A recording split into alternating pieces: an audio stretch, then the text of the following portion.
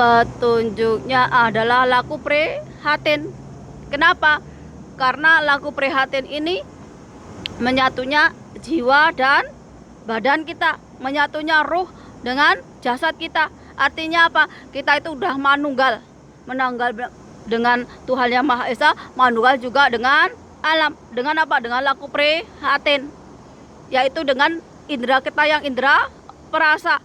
Kita bisa merasakan apapun yang ada di dunia ini, mulai dari kesedihan, mulai dari amarah, mulai dari kebencian, cinta, kasih, dan kita mengolah rasa itu agar kita bisa memilih mana yang nggak baik dan mana yang baik.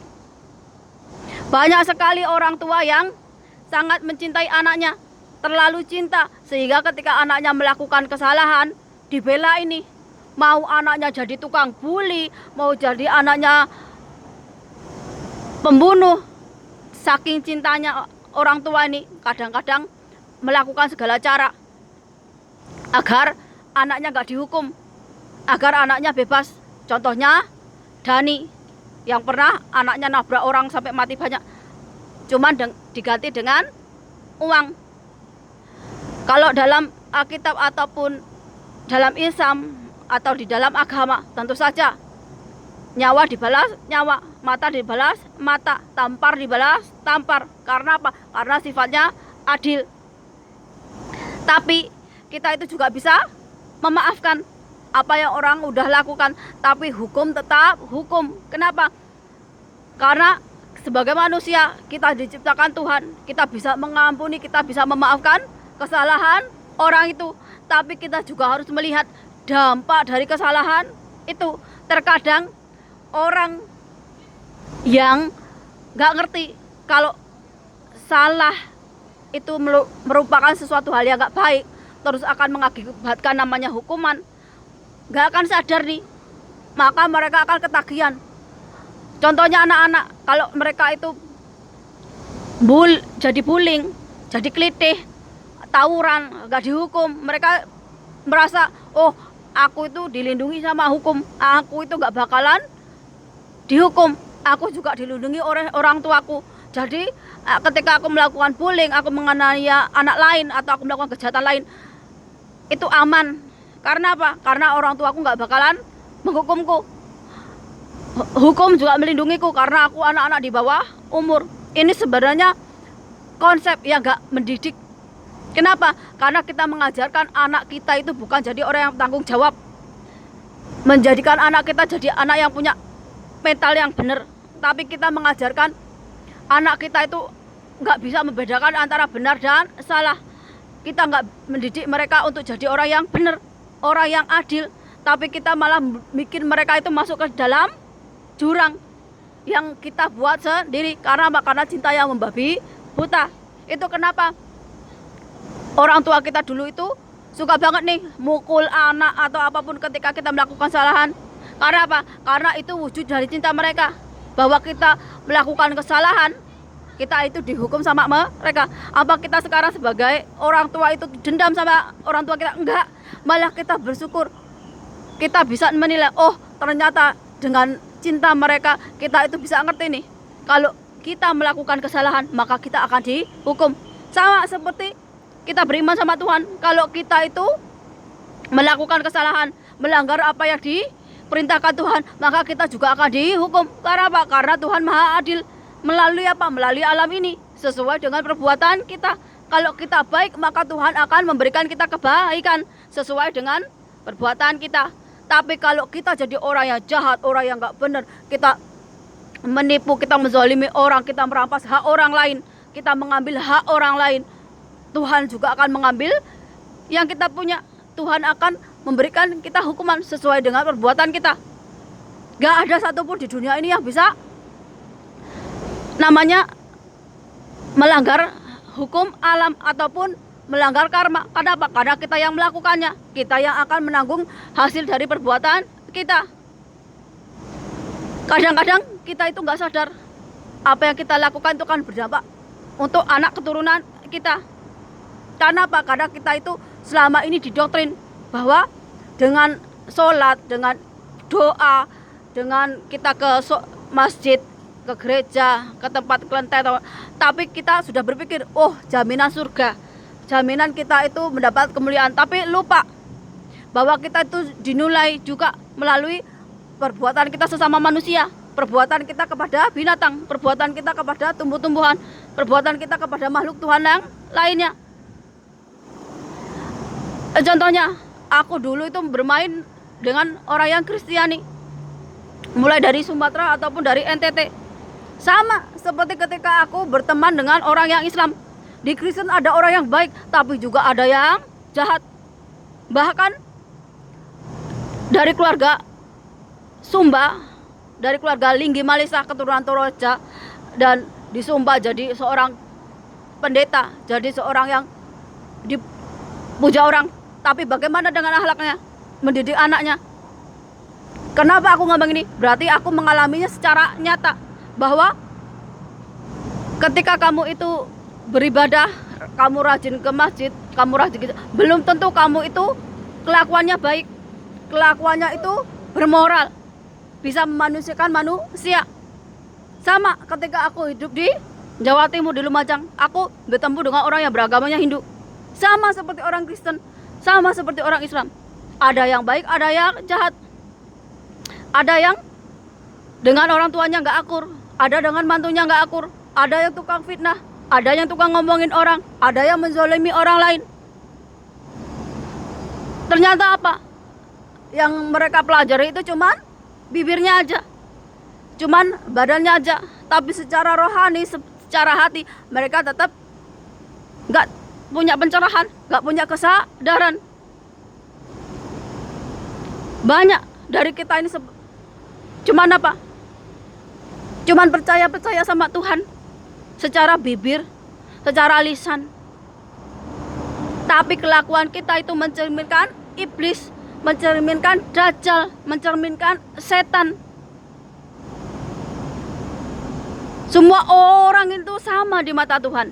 Yang membedakan iman, kelakuannya. Tapi orang zaman sekarang nggak percaya Tuhan, nggak percaya kekuasaan Tuhan, nggak percaya dengan kebesaran Tuhan. Sehingga apa? Kelakuan mereka bukan mencerminkan bahwa dia itu mengenal Tuhan, tapi malah melawan Tuhan. Dengan apa? Dengan perbuatannya. Banyak nih orang Islam yang udah ngerti kalau dalam Islam itu nggak boleh sejenis. Tapi lihat kelakuan dari zaman dulu sampai sekarang. Mereka nggak boleh berzina antara laki-laki dengan perempuan. Tapi apa yang dilakukan mereka? Sejenis. Laki-laki sama laki-laki, perempuan sama perempuan. Padahal udah ngerti kalau dalam Islam itu dilarang, dalam Kristen dilarang, dalam agama apapun dilarang. Tapi tetap mereka melakukan atas nama apa? Atas nama kemanusiaan, atas nama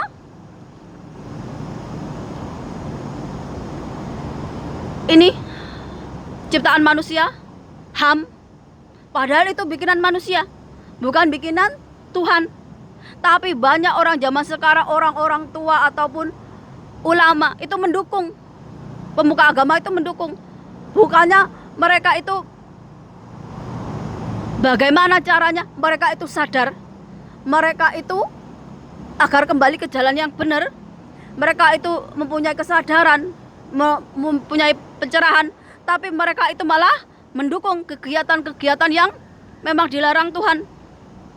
Jadi kalau ada bencong ataupun yang sejenisnya mengalami namanya